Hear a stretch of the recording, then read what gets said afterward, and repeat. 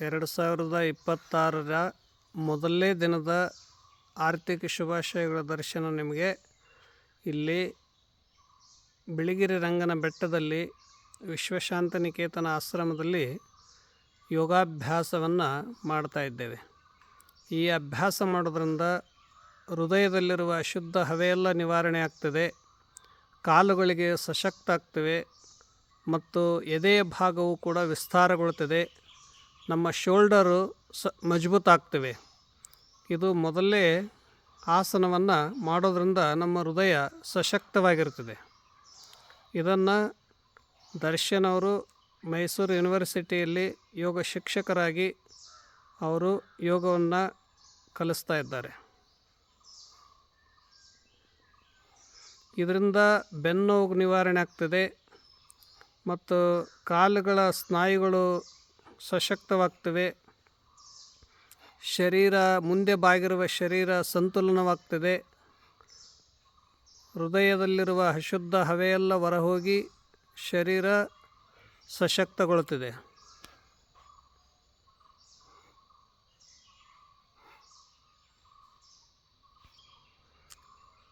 ಇದು ಬದಿಗೆ ಹೊರಳೋದ್ರಿಂದ ನಮ್ಮ ಸೊಂಟದ ಭಾಗದಲ್ಲಿರುವಂಥ ಸ್ಥೂಲತೆಯನ್ನು ನಿವಾರಣೆ ಮಾಡುತ್ತದೆ, ಭುಜಗಳನ್ನು ಬಲಶಾಲಿಯನ್ನಾಗಿ ಮಾಡ್ತದೆ, ಹೊಟ್ಟೆಯ ಸ್ಥೂಲತೆಯನ್ನು ನಿವಾರಣೆ ಮಾಡ್ತದೆ, ನಮ್ಮ ಶರೀರವನ್ನು ಲಚಲಾಪನ್ ಫ್ಲೆಕ್ಸಿಬಲನ್ನು ಹೆಚ್ಚು ಮಾಡ್ತದೆ.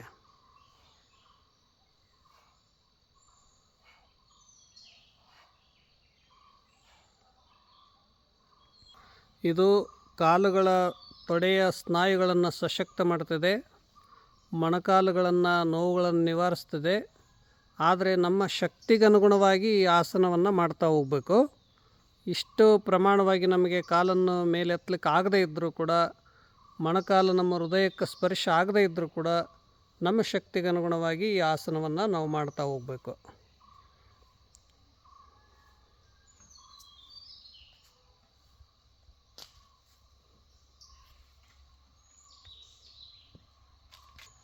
ಇದು ಸೊಂಟದ ಭಾಗವನ್ನು ಸಡಿಲತೆಗೊಳಿಸ್ತದೆ ಮತ್ತು ಸೊಂಟದ ಸುತ್ತಮುತ್ತ ಇರುವಂಥ ಮಾಂಸಪೇಶಿಗಳನ್ನು ಸಡಿಲಗೊಳಿಸಿ ಅಲ್ಲಿಯ ಸ್ಥೂಲತೆಯನ್ನು ನಿವಾರಣೆ ಮಾಡ್ತದೆ.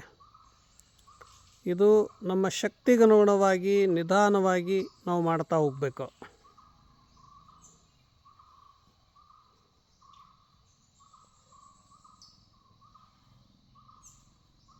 Clock wise anticlockwise ಗೋಲಾಕಾರವಾಗಿ ನಿಧಾನವಾಗಿ ನಾವು ಮಾಡ್ತಾ ಹೋಗ್ಬೇಕು. ಇದು ಸೊಂಟ ನೋವು ನಿವಾರಣೆಗಾಗಿ ಭಾಳ ಉತ್ತಮವಾಗಿರುವಂಥ ಆಸನ. ಹಿಂದೆ ಬಾಗಿದಾಗ ಉಸಿರು ಒಳಗೆ ತುಂಬಿಕೋಬೇಕು, ಮುಂದೆ ಬಾಗಿದಾಗ ಉಸಿರನ್ನು ಹೊರಗಡೆ ಹಾಕ್ತಾ ಹೋಗಬೇಕು. ಉಸಿರಾಟದೊಂದಿಗೆ ಮಾಡ್ತಾ ಇರೋದ್ರಿಂದ ಹೆಚ್ಚು ನಮಗೆ ಲಾಭದಾಯಕವಾಗಿವೆ.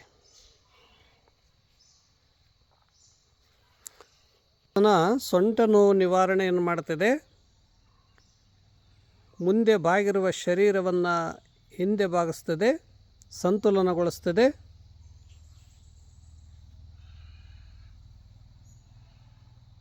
ಇದು ಬೆನ್ನನ್ನು ಸ್ನಾಯುಗಳನ್ನು ಸಶಕ್ತವಾಗಿರಿಸ್ತದೆ.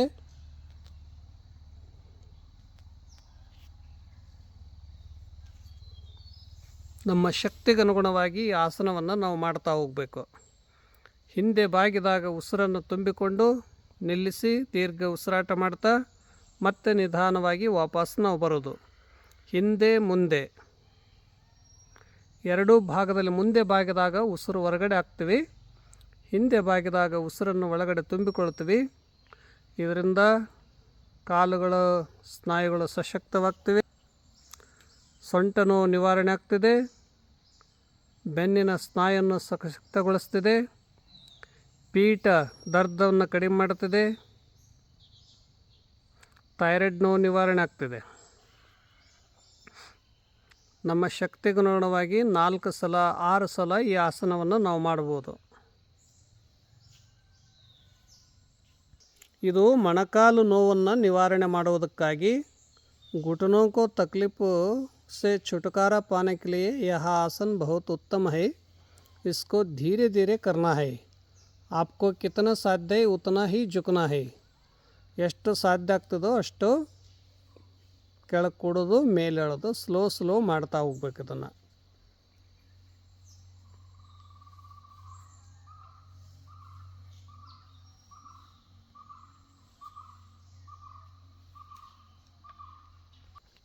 ನಮ್ಮ ಶರೀರದ ಬದಿಗೆ ಇರುವ ಸ್ನಾಯುಗಳು ಸಶಕ್ತವಾಗುವುದಕ್ಕಾಗಿ, ಬದಿಗಿರುವಂಥ ಮಾಂಸಪೇಶಿಗಳನ್ನು ಸಡಿಲಗೊಳಿಸುವುದಕ್ಕಾಗಿ ಮತ್ತು ಅಲ್ಲಿಯ ಸ್ಥೂಲತೆಯನ್ನು ನಿವಾರಣೆ ಮಾಡುವುದಕ್ಕಾಗಿ ನಿಧಾನವಾಗಿ ನಮಗೆ ಎಷ್ಟು ಸಾಧ್ಯ ಆಗ್ತದೋ ಅಷ್ಟನ್ನು ನಾವು ಇದನ್ನು ಬದಿಗೆ ಬೆಂಡ್ ಮಾಡ್ತಾ ಹೋಗಬೇಕು.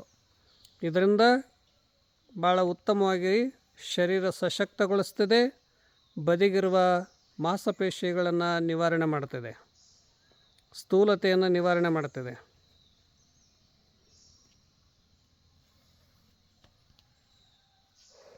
ಈಗ ನಟರಾಜಾಸನ. ಈ ಆಸನದಿಂದ ಮಾಡುವ ವಿಧಾನ ಮತ್ತು ಅನೇಕ ಲಾಭಗಳಿದರಿಂದ ದೊರಕ್ತಿವೆ. ಇದು ಯಾರ ಶರೀರ ಫ್ಲೆಕ್ಸಿಬಲ್ ಆಗಿದೆ ಅವರು ಮಾತ್ರ ಇದನ್ನು ಚೆನ್ನಾಗಿ ಮಾಡಬಲ್ಲರು. ಇದು ಕಾಲುಗಳ ಮೇಲೆ ಪೂರ ಬಲ ಹಾಕಿ ನಾವು ಹಿಂದೆ ಕಾಲಿಡಿದುಕೊಂಡು ನಿಧಾನವಾಗಿ ಎಷ್ಟು ಸಾಧ್ಯದ ಅಷ್ಟು ಹಿಂದೆ ಸ್ಟ್ರೆಚಿಂಗ್ ಮಾಡೋದ್ರಿಂದ ಬೆನ್ನು ನಿವಾರಿಸ್ತದೆ, ಹೃದಯ ವಿಶಾಲವಾಗ್ತದೆ, ಕಾಲು ಸಶಕ್ತ ಆಗ್ತಿವೆ, ಶರೀರದ ಮೇಲೆ ಸಂತುಲನ ಶಕ್ತಿ ಹೆಚ್ಚಾಗ್ತಿದೆ. ಮತ್ತು ಇದೊಂದು ಕಾನ್ಸಂಟ್ರೇಷನ್, ಇದೊಂದು ದೈವಿ ವಿದ್ಯೆ. ಈ ವಿದ್ಯೆಯನ್ನು ನಮ್ಮ ಜೀವನದಲ್ಲಿ ಅಂಗವಹಿಸಿಕೊಂಡ್ರೆ ಅನೇಕ ಸಮಸ್ಯೆಗಳ ನಿವಾರಣೆ ಆಗ್ತದೆ, ರೋಗ ನಿರೋಧಕ ಶಕ್ತಿ ಹೆಚ್ಚಾಗ್ತದೆ ಮತ್ತು ಮನಸ್ಸು ಶಾಂತವಾಗಿರ್ತದೆ, ಸಕಾರಾತ್ಮಕ ಚಿಂತನೆಗಳು ಹೆಚ್ಚಾಗ್ತಿವೆ, ನಮ್ಮ ಜೀವನ ಸುಂದರ ಸುಗಮವಾಗಿ ಸಾಗ್ತದೆ. ಅದಕ್ಕಾಗಿ ಯುವಕರು ಯೋಗದಲ್ಲಿ ಆಸಕ್ತಿ ವಹಿಸಿ ಮಾಡೋದ್ರಿಂದ ಅನೇಕ ಲಾಭಗಳು ಆಗ್ತಿವೆ. ಇದು ಉತ್ತಿತ ಪಾದಾಂಗುಷ್ಠಾಸನ, ಉತ್ಥಾನ ಪಾದಾಂಗುಷ್ಠಾಸನ. ಕಾಲುಗಳು ಸಶಕ್ತವಾಗ್ತದೆ, ಶರೀರದ ಮೇಲೆ ಸಂತುಲನ ಶಕ್ತಿ ಹೆಚ್ಚಾಗ್ತಿದೆ ಮತ್ತು ನರನಾಡಿಗಳ ದೌರ್ಬಲ್ಯಗಳೆಲ್ಲ ದೂರ ಆಗ್ತಿದೆ. ಈ ಆಸನ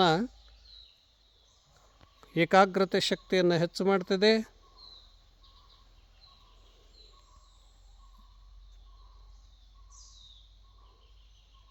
ನಿಧಾನವಾಗಿ ಇದನ್ನು ಮಾಡ್ತಾ ಹೋಗಬೇಕು. ನಿಧಾನವಾಗಿ ಏಕಾಗ್ರತೆ ಶಕ್ತಿ ಹೆಚ್ಚಾಗ್ತದೆ, ಸ್ಮರಣ ಶಕ್ತಿ ಹೆಚ್ಚಾಗ್ತದೆ, ನಮ್ಮ ಶರೀರದ ಮೇಲೆ ನಾವು ನಿಯಂತ್ರಣವನ್ನು ಸಾಧಿಸಲಿಕ್ಕೆ ಸಾಧ್ಯ ಆಗ್ತದೆ. ಮೊಣಕಾಲು ನೇರವಾಗಿರಬೇಕು. ಉಸಿರಾಟದ ಕ್ರಿಯೆಯೊಂದಿಗೆ ಮಾಡ್ತಾ ಹೋದಾಗ ಕಾಲಿನ ಸ್ನಾಯುಗಳೆಲ್ಲ ಸಶಕ್ತ ಆಗ್ತಿವೆ. ಇದು ಉತ್ತಮವಾಗಿರುವಂಥ ಆಸನ. ಇದು ಏಕಾಗ್ರತೆಯನ್ನು ಸಾಧಿಸುವುದಕ್ಕಾಗಿ, ಶರೀರದ ಮೇಲೆ ನಿಯಂತ್ರಣವನ್ನು ತಂದುಕೊಳ್ಳುವುದಕ್ಕಾಗಿ, ಮನಸ್ಸನ್ನು ಹತೋಟಿಯಲ್ಲಿಡುವುದಕ್ಕಾಗಿ ಭಾಳ ಉತ್ತಮವಾಗಿರುವಂಥದ್ದು ಇದು ಆಸನ. ಯುವಕರು ಈ ಆಸನಗಳಿಂದ ತಮ್ಮ ಬದುಕಿಗೆ ಸ್ಫೂರ್ತಿ ಪ್ರೇರಣೆಯನ್ನು ತಂದುಕೊಡಲಿಕ್ಕೆ ಸಾಧ್ಯ ಆಗ್ತಿದೆ. ಆಸನಗಳು 84 ಲಕ್ಷ ಇವೆ. ನಮ್ಮ ಶಕ್ತಿಗನುಗುಣಸಾರವಾಗಿ ನಾವು ಮಾಡ್ತಾ ಹೋಗ್ಬೋದು. ಈ ಆಸನದ ಹೆಸರೇನು ದರ್ಶನ್? ನಟರಾಜಾಸನದಲ್ಲೇ ಪ್ರಕಾರವಾಗಿದೆ. ಇದನ್ನು ನಾವು ನಿಂತು ಮಾಡ್ತೀವಿ, ಇದನ್ನು ಮುಂದೆ ಬಾಗಿ ಕೂಡ ಮಾಡಲಿಕ್ಕೆ ಸಾಧ್ಯತೆ.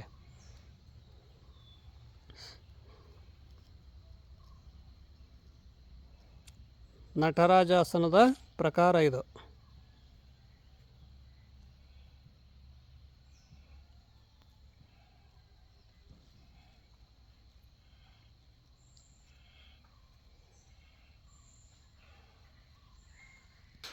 ಯಾರಿಗೆ ಬೆನ್ನು ಸಶಕ್ತವಾಗಿದೆ, ಆತ್ಮವಿಶ್ವಾಸವಿದೆ, ಅವರು ನಿಧಾನವಾಗಿ ನಿಂತುಕೊಂಡು ಚಕ್ರಾಸನ ಮಾಡ್ಬೋದು. ನಿಂತು ಚಕ್ರಾಸನ ಮಾಡ್ತೀವಿ, ಮಲಗಿಕೊಂಡು ಮಾಡ್ತೀವಿ. ಇದರಲ್ಲಿ ನಿಂತು ಮಾಡೋದ್ರಿಂದ ಹೆಚ್ಚು ನಮ್ಮ ಬೆನ್ನಿನ ಸ್ನಾಯು ಸಬಲಾಗ್ತದೆ.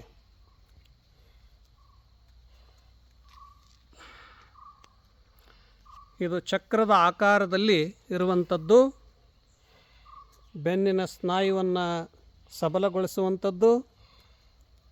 ಕಾಲಕ್ಕೆ ಒಂದೊಂದು ಈ ದೈವಿ ಶಿವವಿದ್ಯೆ, ಶಿವನಿಂದ ಬಂದಿರುವ ಆದಿಯೋಗಿಯಿಂದ ಬಂದಿರುವ ಈ ವಿದ್ಯೆಯನ್ನು ಅಂಗವಿಸಿಕೊಂಡಾಗ ದೈವಿ ಗುಣಗಳು ಪ್ರಾಪ್ತಿಯಾಗ್ತಿವೆ ಮತ್ತು ನಮ್ಮ ಬದುಕು ಸುಂದರವಾಗಿರ್ತದೆ. ಶರೀರ ಮನಬುದ್ಧಿಗಳು ಶಾಂತವಾಗಿರ್ತವೆ. ಯೋಗ ಶರೀರ ಮನಬುದ್ಧಿಗಳನ್ನು ಸಂಯೋಜಿಸಿ ಮಾಡುವಂಥದ್ದು.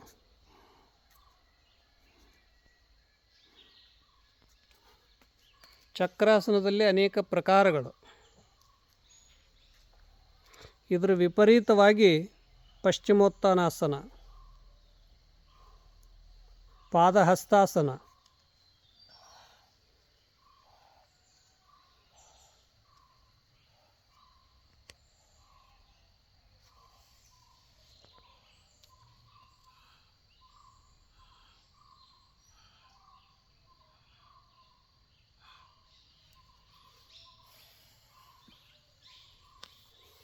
ವಿಪರೀತ ದಿಸೆಯಲ್ಲಿ ಶಶಾಂಕಾಸನವನ್ನು ಮಾಡುವುದು. ಇದರಿಂದ ಕೋಪ ಕಡಿಮೆ ಆಗ್ತದೆ. ರಕ್ತದ ಸಂಚಾರ ತಲೆಗೆ ಹೆಚ್ಚಾಗೋದ್ರಿಂದ ಸ್ಮರಣ ಶಕ್ತಿ ಹೆಚ್ಚಾಗ್ತದೆ. ಮನಸ್ಸಿಗೆ ಆಹ್ಲಾದಕರವನ್ನುಂಟು ಮಾಡ್ತದೆ. ಗ್ಯಾಸ್ಟ್ರೇಬಲ್ ಕಡಿಮೆ ಮಾಡ್ತದೆ ಮತ್ತು ಅಸ್ತಮಾ ರೋಗಗಳನ್ನು ನಿವಾರಣೆ ಮಾಡ್ತದೆ. ಶರೀರ ಮನಬುದ್ಧಿಗಳಿಗೆ ವಿಶ್ರಾಂತಿ ದೊರಕ್ತಿದೆ. ನಿಧಾನವಾಗಿ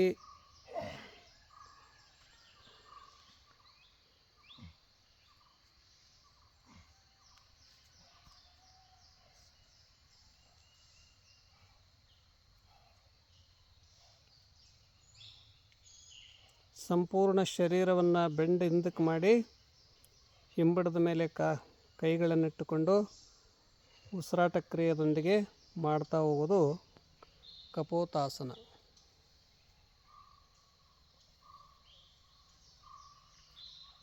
ಹಾಗೆ ಈ ಆಸನ ಯಾವುದಪ್ಪ? ಭೂಧರಾಸನ. ಭೂ ಮತ್ಲ ಜಮೀನು, ಭೂಮಿಗೆ ಎಣೆ ಹಚ್ಚೋದು. ಎಷ್ಟು ಸಾಧ್ಯದಷ್ಟು ಹಣೆ ಹಚ್ಚೋದು. ಭೂಧರಾಸನ, ಮೂರ್ಧಾಸನ, ಭೂನಮನಾಸನ.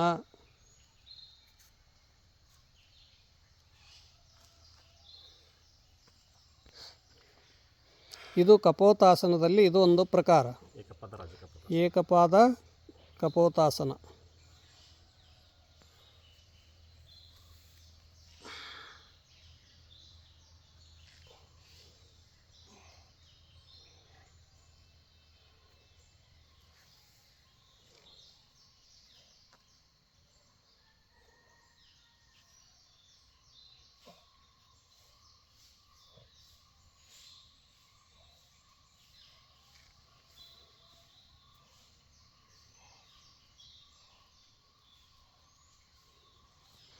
ಬೆನ್ನನ್ನು ಸಶಕ್ತಗೊಳಿಸ್ತದೆ. ಕಾಲುಗಳ ಸ್ನಾಯುಗಳನ್ನು ಸಶಕ್ತಗೊಳಿಸ್ತದೆ. ಥೈರಾಯ್ಡ್ ನೋವು ಕಡಿಮೆ ಮಾಡ್ತದೆ. ಮೊಣಕಾಲು ನೋವು ನಿವಾರಣೆ ಮಾಡ್ತದೆ.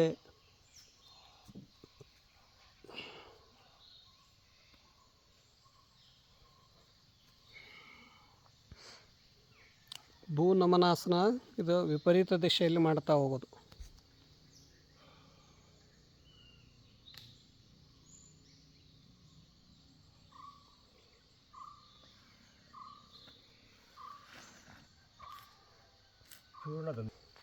ಪೂರ್ಣ ಧನುರಾಸನ.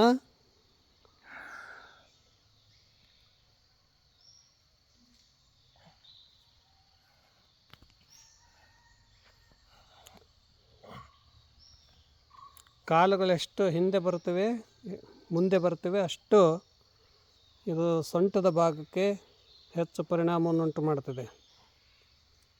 ಪೂರ್ಣ ಧನುರಾಸನ.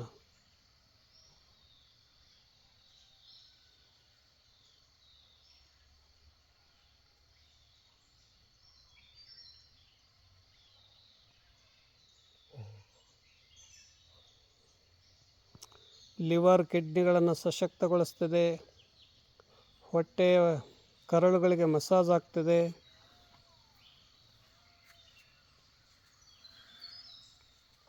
ಶಶಾಂಕಾಸನ.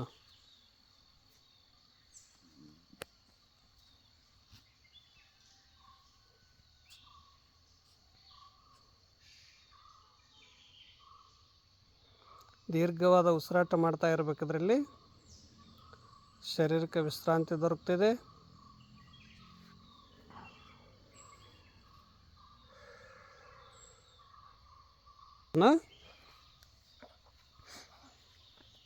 ಇದರಲ್ಲಿ ಅರ್ಧ ಶಲಭಾಸನ, ಪೂರ್ಣ ಶಲಭಾಸನ ಇದೆ. ಇದು ಪೂರ್ಣ ಶಲಭಾಸನ. ಈ ಪ್ರಮಾಣವಾಗಿ ಕಾಲೆತ್ತಬೇಕಾದ್ರೆ ಸಂಯಮನ, ಸಾಧನೆ, ಏಕಾಗ್ರತೆ, ಆಸಕ್ತಿ, ಅಭಿರುಚಿಗಳಿಂದ ಇದನ್ನು ಮಾಡಲಿಕ್ಕೆ ಸಾಧ್ಯ ಇದೆ.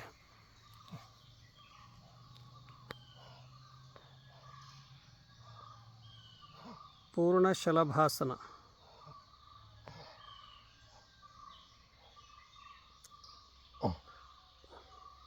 ಕಾಲನ್ನು ತಲೆಗೆ ಹಚ್ಬೋದು, ನೆಲಕ್ಕೆ ಮುಟ್ಟಿಸ್ಬೋದು. ಇದು ಪೂರ್ಣ ಬೆನ್ನಿನ ಸ್ನಾಯುಗಳ ಮೇಲೆ ಭಾರ ಹಾಕಿ ಮಾಡುವಂಥದ್ದು. ಬೆನ್ನಿನ ಸ್ನಾಯುಗಳನ್ನು ಸಶಕ್ತಗೊಳಿಸ್ತದೆ.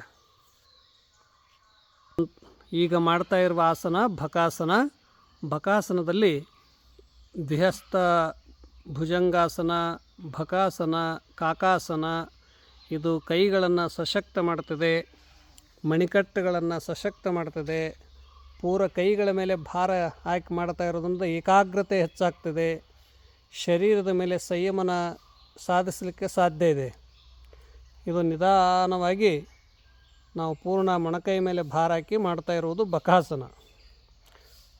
ಬಕಪಕ್ಷಿಯಂತೆ ನಾವು ಇದನ್ನು ಮಾಡ್ತಾ ಹೋಗ್ತಾಯಿವಿ. ಬಾಡಿ ಬ್ಯಾಲೆನ್ಸಿಂಗ್ ಮಾಡೋದು. ಇದು ನಮ್ಮ ಶರೀರವನ್ನು ಬ್ಯಾಲೆನ್ಸ್ ಮಾಡೋದಕ್ಕಾಗಿ ಮಾಡುವ ಆಸನ.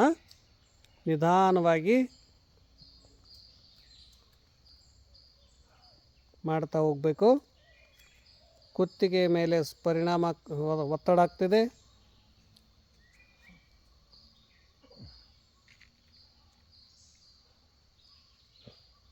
ಬ್ಯಾಲೆನ್ಸಿಂಗ್ ಆಸನ ಇದು.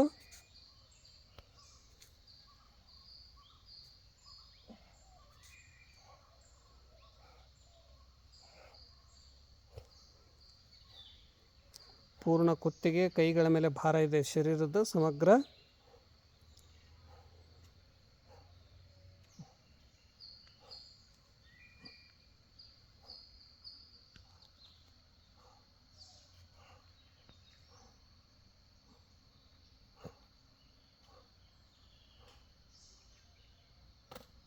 ರಾಜಾಸನ, ಶೀರ್ಷಾಸನ ಎಲ್ಲ ಆಸನಗಳಿಗೆ ಪ್ರಧಾನವಾಗಿರುವಂಥದ್ದು.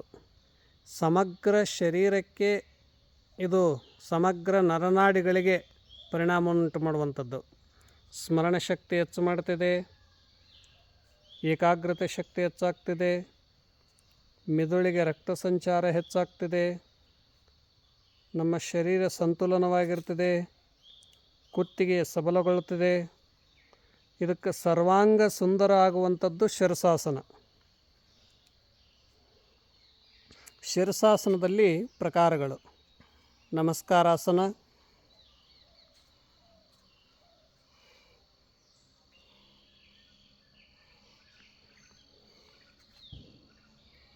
ನಾವು ಕಾನ್ಸಂಟ್ರೇಷನ್ದಿಂದ ಮಾಡಬೇಕು. ಶೀರ್ಷಾಸನದಲ್ಲಿ ಮತ್ತಿದು ನಿಧಾನವಾಗಿ ನಮ್ಮ ಬಾಡಿಯನ್ನು ಒಳಿಸೋದು. ಕುತ್ತಿಗೆ ನೋವಿದ್ದವರು ಮಾಡಬಾರ್ದು.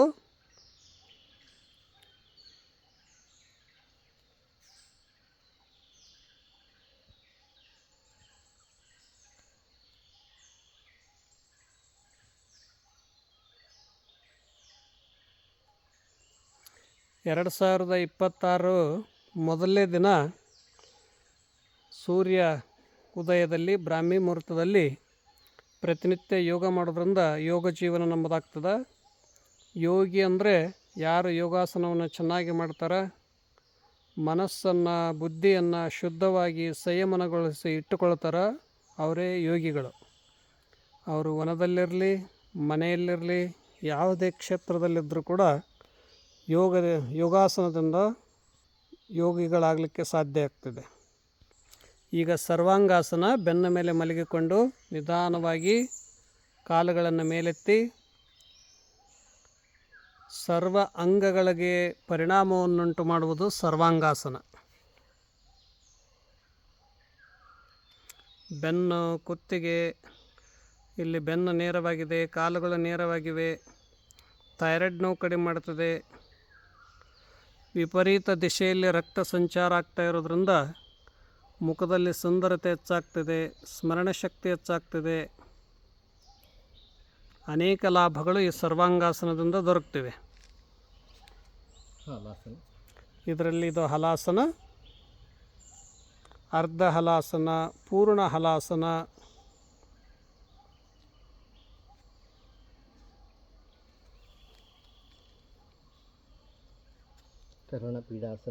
ಕರ್ಣಪೀಡಾಸನ. ಕೈಗಳನ್ನು ಕಿವಿಗಳಲ್ಲಿ ಹಿಡಿದುಕೊಳ್ಳೋದು,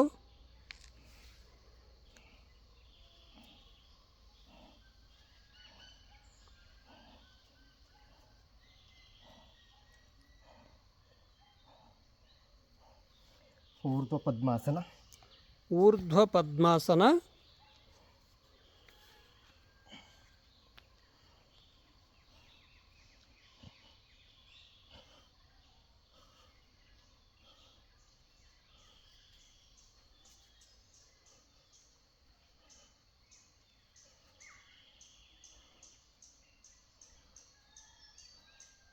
ಪದ್ಮ ಸರ್ವಾಂಗಾಸನ. ಪದ್ಮ ಸರ್ವಾಂಗಾಸನ. ಇದು ಸರ್ವಾಂಗಾಸನದಲ್ಲಿ ಅನೇಕ ಪ್ರಕಾರಗಳಿವೆ. ಭಾಗ 1, ಭಾಗ 2. ಇದರಲ್ಲಿ ಸರ್ವಾಂಗಾಸನ, ಪದ್ಮ ಸರ್ವಾಂಗಾಸನ, ಕರ್ಣಪೀಡಾಸನ, ಹಲಾಸನ, ವಿಪರೀತ ಕರ್ಣಿ, ಇಲ್ಲಿ ಇದರಲ್ಲಿ 5 ಆಸನಗಳನ್ನು ಅವರು ದರ್ಶನವನ್ನು ಮಾಡಿಸಿದರು.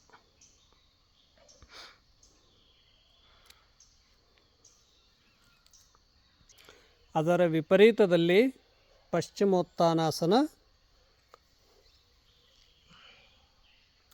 ಮೊಣಕಾಲು ನೇರವಾಗಿಟ್ಟುಕೊಂಡು ಮೊಣಕಾಲಿಗೆ ಹಣೆ ಮುಟ್ಟಿಸೋದು. ಬೆನ್ನಿನ ಉರಿ ಚೆನ್ನಾಗಿ ಹಿಗ್ಗುವಿಕೆ ಕುಗ್ಗುವಿಕೆ ಆಗಿ ನಮ್ಮ ಬೆನ್ನಿನ ಸ್ನಾಯುವನ್ನು ಸಶಕ್ತಗೊಳಿಸ್ತದೆ.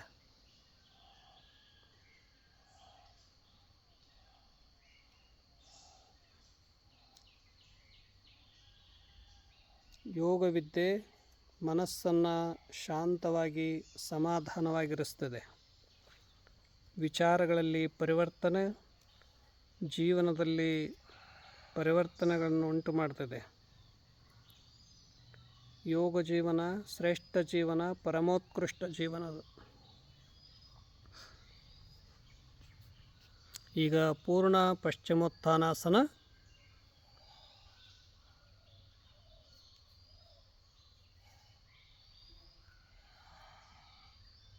ಉಸಿರು ಬಿಡ್ತಾ ಬಿಡ್ತಾ ಮೊಣಕಾಲಿಗೆ ಹಣೆ ಹಚ್ಚಬೇಕು. ಮೊಣಕಾಲು ನೇರವಾಗಿರಬೇಕು.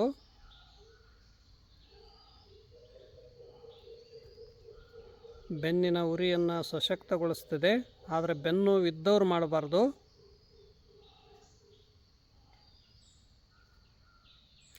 ದಿನ ಮಾಡೋದ್ರಿಂದ ಶರೀರ ಸಂತುಲನವಾಗಿ ಫ್ಲೆಕ್ಸಿಬಲ್ ಆಗಿರ್ತದೆ.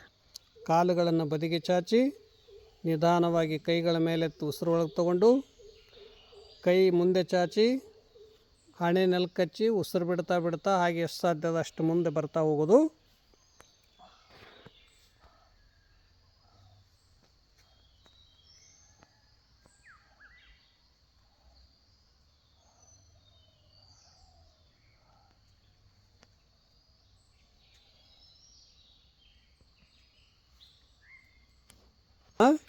ಕಠಿಣಾಸನಗಳಲ್ಲಿ ಕೂರ್ಮಾಸನ.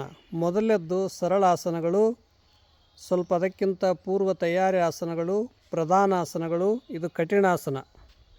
ಇದರಿಂದ ಶರೀರದಲ್ಲಿ ಫ್ಲೆಕ್ಸಿಬಲ್ ಹೆಚ್ಚಾಗ್ತದೆ. ನಿಧಾನವಾಗಿ ಕಾಲುಗಳನ್ನು ಸೀದಾ ಚಾಚಿ ಹಣೆ ನೆಲಕ್ಕಚ್ಚಬೇಕು. ಕೈಗಳು ಹಿಂದೆ ಬೆನ್ನಿನಿಂದ ಸೀದಾ ಇರಬೇಕು.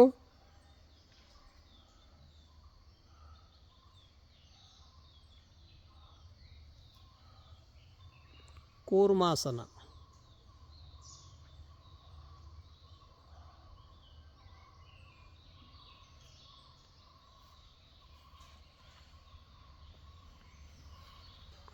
ಈಗ ಕಠಿಣಾಸನದಲ್ಲಿ ವೃಶ್ಚಿಕಾಸನ.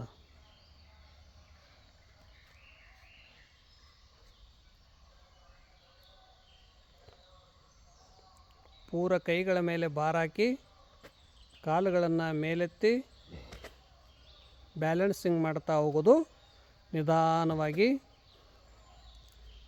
ಇದರಿಂದ ಬ್ಲಡ್ ಸರ್ಕ್ಯುಲೇಷನ್ ಪೂರ್ಣ ಮುಖದತ್ತ ಬಂದು ಮುಖದಲ್ಲಿ ಸುಂದರತೆ, ಏಕಾಗ್ರತೆ ಶಕ್ತಿಯನ್ನು ವೃದ್ಧಿಗೊಳಿಸೋದಕ್ಕಾಗಿ ಭಾಳ ಉತ್ತಮವಾಗಿರುವಂಥದ್ದು ವೃಶ್ಚಿಕಾಸನ. ಮತ್ತು ವಾಪಸ್ಸು ಅದೇ ಥರ ಹೋಗ್ಲಿಕ್ಕೆ ಸಾಧ್ಯ ಇದ್ದರೆ ಹೋಗೋದು, ಇಲ್ಲಾಂದರೆ ನಾವು ಅಷ್ಟೇ ಎಷ್ಟಾಗ್ತದೋ ಅಷ್ಟನ್ನು ಮಾಡೋದು. ಇದು ಚಕ್ರಾಸನ.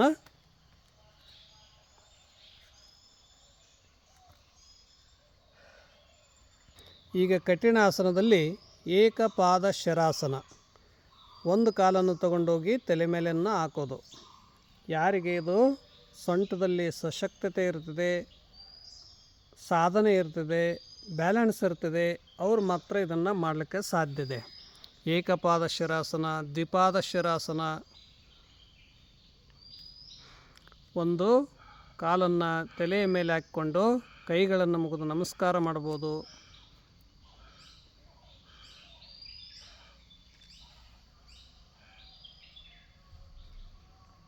ಇದು ವಿಪರೀತ ದಿಸೆಯಲ್ಲಿ ಮಾಡ್ತಾ ಹೋಗೋದು.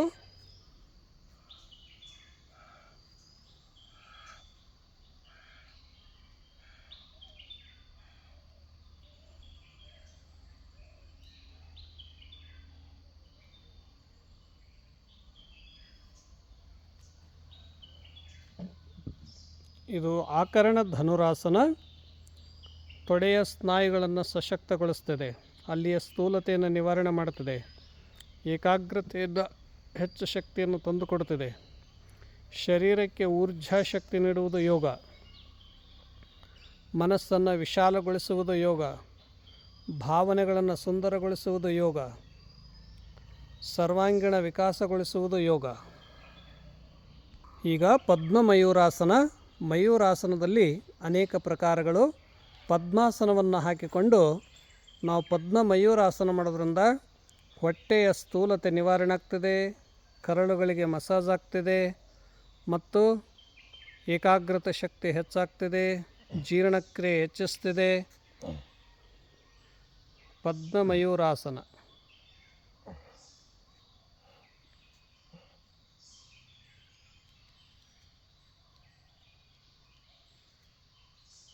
ಆಸನ ಮೊದಲು ಇದು ಧ್ಯಾನಕ್ಕೆ ಭಾಳ ಉತ್ತಮವಾಗಿರುವಂಥದ್ದು. ಧ್ಯಾನ, ಪ್ರಾಣಾಯಾಮ, ಬಂಧ ಮುದ್ರೆಗಳನ್ನು ಮಾಡುವುದಕ್ಕಾಗಿ. ಈಗ ಇದರಲ್ಲಿ ಬದ್ಧ ಪದ್ಮಾಸನ. ಕೈಗಳನ್ನು ಹಿಂದಿನಿಂದ ತಂದು ಕಾಲಿನ ಬೆರಳನ್ನು ಹಿಡ್ಕೊಳ್ಳೋದು. ಯಾರಿಗೆ ಸೊಂಟದಲ್ಲಿ ಸ್ಥೂಲತೆ ಕಡಿಮೆ ಇರ್ತದೆಯೋ, ಫ್ಲೆಕ್ಸಿಬಲ್ ಇರ್ತದೆಯೋ ಅವರು ಮಾಡಲಿಕ್ಕೆ ಸಾಧ್ಯ ಆಗ್ತದೆ. ಅದು ಬದ್ಧ ಪದ್ಮಾಸನ.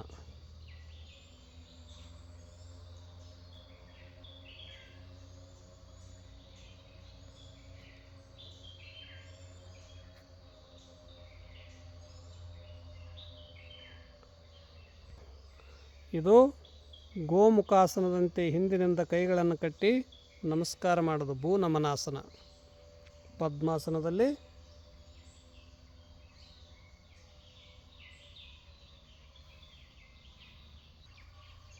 ನಿಧಾನವಾಗಿ ಇದನ್ನು ಕಾಲುಗಳನ್ನು ತಗೊಂಡೋಗಿ ಕಿವಿಗಿಂದ ಮೇಲೆ ಈ ಥರ ಮಾಡ್ತಾ ಹೋಗೋದು.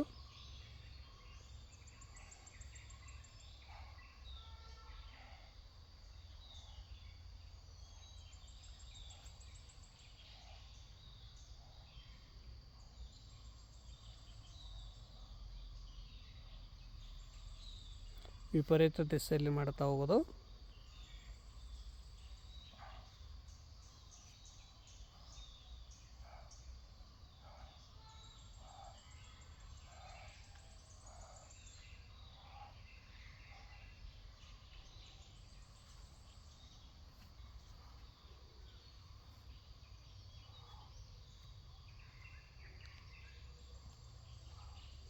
ಮೊಣಕಾಲಿಗೆ ಮೂಗನ್ನು ಮುಟ್ಟಿಸೋದು.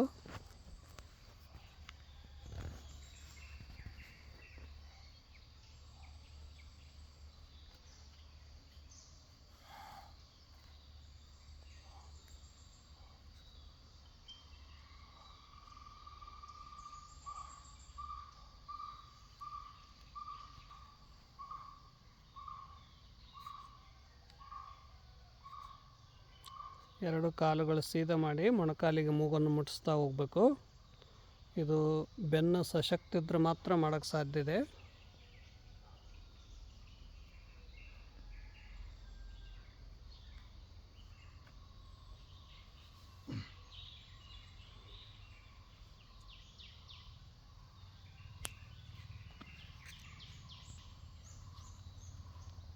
ಎರಡು ಕಾಲುಗಳನ್ನು ಅರ್ಧ ಹಲಾಸನ ಪೋಷನ್ದಲ್ಲಿ ತಂದು ಹಲಾಸನದಲ್ಲಿ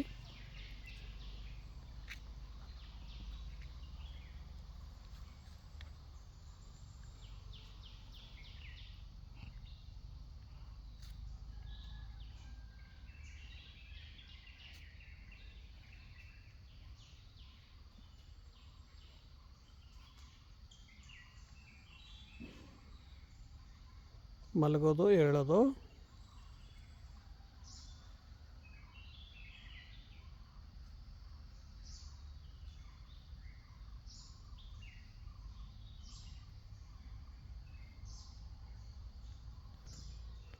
ಬಟರ್ಫ್ಲೈ ಪೊಸಿಷನ್ದಲ್ಲಿ ಇಟ್ಕೊಳ್ಳಿ.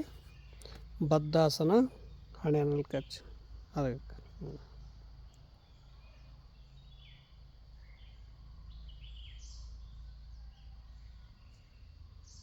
ಬಟರ್ಫ್ಲೈ ಪೊಸಿಷನ್ದಲ್ಲಿಟ್ಟು ನಿಧಾನವಾಗಿ ಮುಂದೆ ಬಾಗಿ ಹಣೆನಲ್ಲಿ ಕಚ್ಚಬೇಕು. ದೀರ್ಘ ಉಸಿರಾಟ ಮಾಡಬೇಕು. ಬೆನ್ನು ಸಶಕ್ತ ಮಾಡ್ತದೆ. ತೊಡೆ ಸ್ನಾಯುಗಳನ್ನು ಸಶಕ್ತ ಮಾಡ್ತದೆ.